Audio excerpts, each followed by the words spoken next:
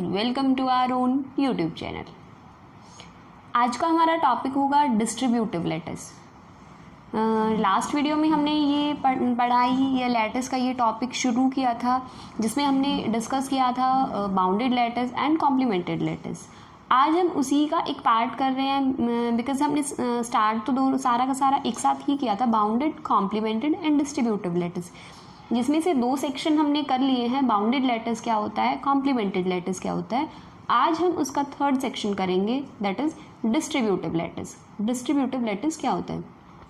अगर आप लोगों ने बाउंडेड लैटिस या कॉम्प्लीमेंटेड लैटिस वीडियो नहीं देखी है और आप ये चाहते हैं, तो इससे ठीक पहला पार्ट सेम प्लेलिस्ट का आप चेक कर सकते हैं। डिस्ट्रीब्यूटिव लैटिस क्या होता है? डिस्ट्रीब्यूटिव लैटिस आपने पहले भी पढ़ा होगा। पहले प्लस में, मल्टीप्लाई में हम डिस्ट्रीब्यूटिव लॉ पढ़ते थे, उसके बाद डी मॉर्गन्स लॉ पढ़ते थे कॉम्प्लीमेंट में। वही सारी चीज़ें यहाँ हैं डिस्ट्रीब्यूटिव लैटिस में। Look, a lattice L is called a distributive lattice if for any A, B, C in L। हम किसी भी लैटिस L को डिस्ट्रीब्यूटिव कब कहेंगे? जब उसके तीन अगर हम मेंबर लेते हैं L के, that is A, B and C, such that A join B intersection C या B meet C is equals to A join B meet A join C। Like हम यूनियन और इंटरसेक्शन में भी यही पढ़ते थे। A union B intersection C होता तो A union B intersection A union C ही हम बोलते थे। तो मैं पहले भी बोलती आई हूँ, हमेशा तुम्हें जॉइन और मीट को आप लोगों को कनेक्ट करके पढ़ना है विद यूनियन एंड इंटरसेक्शन, तो आपको इजीली समझ आ जाएगा, कुछ भी चीज़ याद रखने की ज़रूरत ही नहीं पड़ेगी। तो इसमें सेम ये जॉइन और मीट के साथ है, और प्रिंसिपल ऑफ ड्यूअलिटी यही कहते हैं, जहाँ मीट वहाँ जॉइन कर दो तो वो इसके साथ भी है। तो दोनों लॉ जो हैं वो होल्ड करते हैं। इट मीन्स ये जो ऑपरेशन है जॉइन और मीट, वो दोनों डिस्ट्रीब्यूटिव हैं। ये दोनों ऑपरेशन डिस्ट्रीब्यूटिविटी होल्ड करते हैं। तो अगर ऐसा है, ये दोनों कंडीशन सेटिस्फाई हो रही हैं और वो कोई ये तीनों मेंबर जो हैं वो लिए गए हैं लैटिस से, तो हम उस लैटिस को बोलते हैं डिस्ट्रीब्यूटिव लैटिस। ओके, नेक्स्ट एक एग्जांपल है, show that the lattice given in the below diagram are not distributive. हमें ये शो करना है कि ये जो डायग्राम गिवन है हमें ये डिस्ट्रीब्यूटिव नहीं है। इसके लिए हमें क्या प्रूव करना होगा? ये दो चीज़ें, या इनमें से कोई।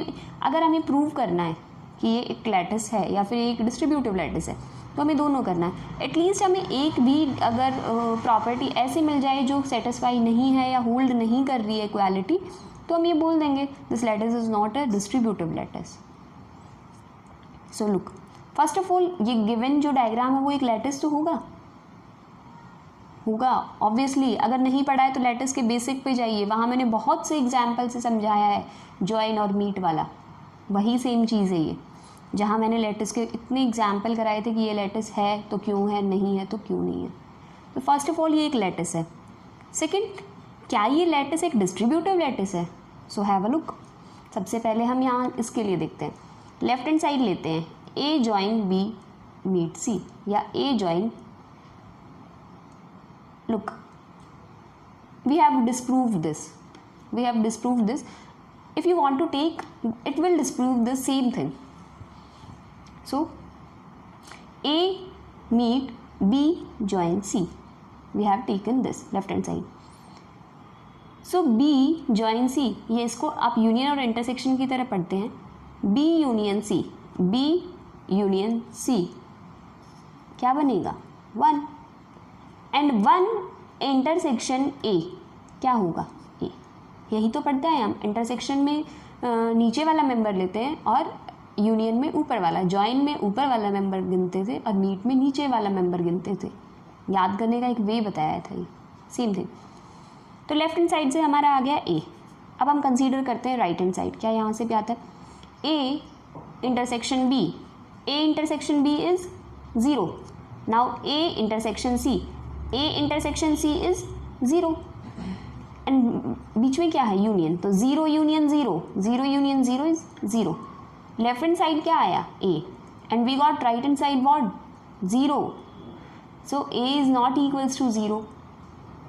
तो लेफ्ट हैंड साइड और राइट हैंड साइड इक्वल नहीं आई, तो लैटिस कैसा नहीं है, distributive. Okay, I hope example clear हो गया है। उसके बाद एक थ्योरम है, कोई भी लैटिस अगर तुम्हें ये प्रूव करना है कि वो नॉन डिस्ट्रीब्यूटिव है, कि वो डिस्ट्रीब्यूटिव नहीं है, तो हम ये कह सकते हैं अगर उसका कोई भी एक सब लैटिस मिल जाए जो आइसोमॉर्फिक हो इन दोनों में से किसी एक के, अगर इन दोनों में से किसी एक सब लैटिस के वो आइसोमॉर्फिक है, तो हम ये कहेंगे कि वो जो लैटिस है वो डिस्ट्रीब्यूटिव नहीं है।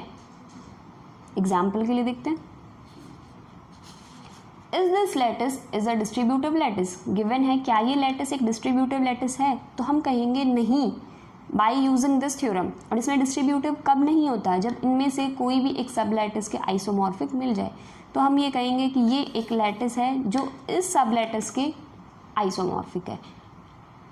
अगर आप सब लैटिस में कंफ्यूज हो रहे हैं या लैटिस क्या होता है, सब लैटिस क्या होता है, तो उसके लिए आपको सेम प्लेलिस्ट की वीडियोस चेक करनी होंगी। आप ये प्लेलिस्ट पूरी देखिए, अगर आप शुरू से देख रहे हैं तो आपको 100% है हर चीज़ क्लियर हो जाएगी लैटिस टॉपिक से। आज हम इस लैटिस टॉपिक को ख़त्म कर रहे हैं, एंडिंग है। तो ये वाला लैटिस जो है इस सब लैटिस के आइसोमॉर्फिक है, बिल्कुल है, देखने से भी पता चल रहा है, और जॉइन और मीट आप चेक कर सकते हैं, है। तो ये इसका अगर सब लैटिस मिल गया, इन दोनों में से कोई भी एक सब लैटिस मिल गया है जिसके आइसोमॉर्फिक है गिवन लैटिस, तो हम ये बोलते हैं कि वो लैटिस डिस्ट्रीब्यूटिव नहीं होगा, इसीलिए ये लैटिस डिस्ट्रीब्यूटिव नहीं है by using the above theorem. Okay, अब नेक्स्ट हम एक थ्योरम पढ़ेंगे। वेट, नेक्स्ट हमारी एक थ्योरम है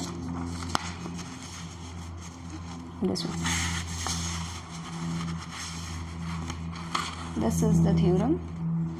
L कोई भी बाउंडेड डिस्ट्रीब्यूटिव लैटिस है if a compliment of any element exist it is unique.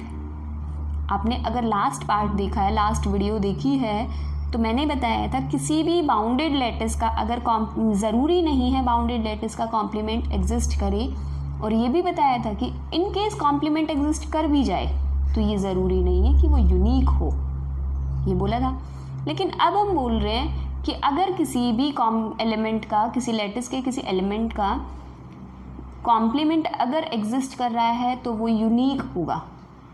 अब आप पूछेंगे कि मैम पहले आपने बोला था कि वो जो कॉम्प्लीमेंट है वो यूनिक नहीं होगा, अब आप बोल रहे हैं कि वो यूनिक होगा। तब हमने बोला था किसी भी बाउंडेड लैटिस के लिए अगर कोई भी लैटिस बाउंडेड और डिस्ट्रीब्यूटेड हो जाए तो उसका कॉम्प्लीमेंट 100% यूनिक होगा। लेकिन अगर वो सिर्फ बाउंडेड है, डिस्ट्रीब्यूटिव नहीं है, तो ये ज़रूरी नहीं है कि उसका कॉम्प्लीमेंट यूनिक ही आए, और ये भी ज़रूरी नहीं है कि उसका कॉम्प्लीमेंट आए। ओके, अगर बाउंडेड डिस्ट्रीब्यूटिव है और कॉम्प्लीमेंट एग्जिस्ट कर रहा है then it is unique. Okay, proof देख लेते हैं। जब भी यूनिकनेस प्रूव करनी होती है क्या करते हैं हम, यूनिकनेस प्रूव करनी है मतलब कोई भी दो एलिमेंट ले लो, हमें प्रूव करना है किसी एक एलिमेंट के, कोई भी एक एलिमेंट है मान लो ए, हमें प्रूव करना है इसका कॉम्प्लीमेंट यूनिक होगा, तो हम इसके दो कॉम्प्लीमेंट ले लेते हैं और लास्ट में ये शो कर देंगे कि वो दोनों कॉम्प्लीमेंट्स इक्वल ही हैं, अलग नहीं। हमेशा यूनिकनेस जब भी आपको प्रूव करनी है आपको यही करना है, एक की बजाय दो एलिमेंट लेने और लास्ट में दोनों एलिमेंट्स को इक्वल शो करना है।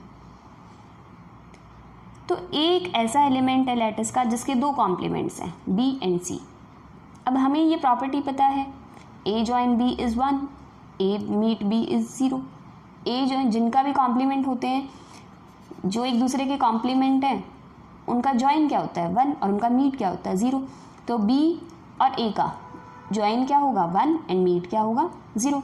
सिमिलरली सी और ए का भी जॉइन क्या होगा 1 एंड मीट क्या होगा 0। और डिस्ट्रीब्यूटिविटी सीखी थी हमने, अब वो यूज़ करते हैं। बी को हम क्या लिख सकते हैं, बी जॉइन 0, 0 की जगह हम क्या रिप्लेस कर सकते हैं, ए मीट सी या A intersection C. Distributive law लगाते हैं, B join A intersection B join C, B union A intersection B union C. इस चीज़ को कम्यूटेटिविटी के थ्रू ये लिख सकते हैं, सेम है। अब ए जॉइन बी या ए यूनियन बी अभी लिख के आए हैं, that is 1, okay, and B union C same है। 1 का इंटरसेक्शन आप किसी के साथ भी लो सेम ही रहना है, तो B is equals to this, ये हमारा आ गया।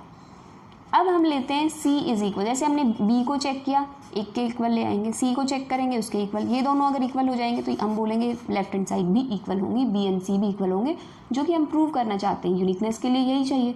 तो सिमिलरली सी के लिए भी आपको यही करना है जो हमने बी के लिए किया, यही सब प्रॉपर्टी डिस्ट्रीब्यूटिव लॉ यूज़ करना है, कम्यूटेटिविटी यूज़ करनी है। एंड लास्ट में आपको दिखेगा कि बी यूनियन सी या बी जॉइन सी, ये आपको दिख जाएगा। जब बी को आपने एक्सपेंड किया तो बी यूनियन सी आया, सी को आपने एक्सपेंड किया बी यूनियन सी आया। जब राइट हैंड साइड इक्वल आई है तो 100% लेफ्ट हैंड साइड भी इक्वल ही होंगी, तो B is equals to C. Okay, तो यहाँ हमारा लेटेस्ट टॉपिक जो है वो ख़त्म होता है।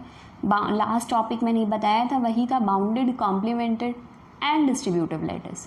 यहाँ आपका डिस्ट्रीब्यूटिव लेटिस कंप्लीट होता है। ये थ्योरम इंपॉर्टेंट है क्योंकि ये तीनों लेटिस के bounded, complement and distributive lattice, तीनों लेटिसेस को ज्वाइन करके एक कंप्लीट थ्योरम बनती है।